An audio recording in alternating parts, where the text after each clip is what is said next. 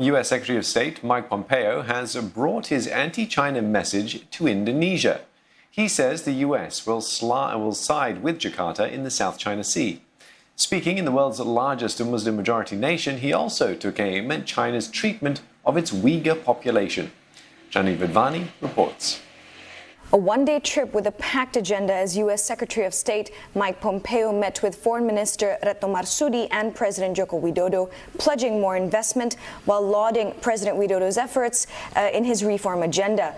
During his meeting with Mr. Pompeo, the president stressed that Indonesia would like to see stronger economic cooperation with the U.S., including the hope of extending GSP facilities to Indonesia. Now, aside from deeper economic ties, the South China Sea also discussed during the meetings. Mr. Pompeo called China's claim in the South China Sea unlawful and said that the U.S. was looking forward to cooperating with Indonesia to ensure maritime security and protect what he called some of the world's busiest trade routes. Now, during his meeting with Mr. Pompeo, President Widodo emphasized that he wanted the U.S. to understand the interests of Muslim countries and urged the U.S. to understand Southeast Asia to create peace, stability, and cooperation in the region together.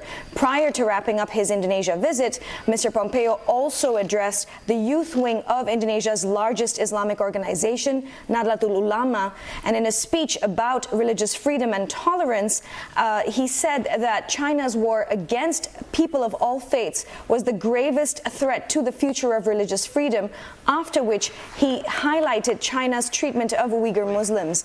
I know that the Chinese Communist Party is trying to convince Indonesians to look away from the torments your fellow Muslims are suffering.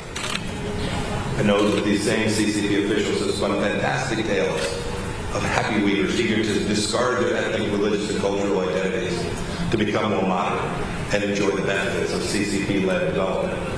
Now remember, China is a key partner for Indonesia's investment and infrastructure plans, and Indonesia has previously also said that it does not want to get trapped by the rivalry between the two superpowers. And Mr. Pompeo's visit during the pandemic and at this time, just before the U.S. elections, reflects Indonesia's role as a foreign anchor and as considered by the U.S. And so this visit by Mr. Pompeo could very well be an effort by the U.S. to nudge Indonesia to its corner in its tussle with China.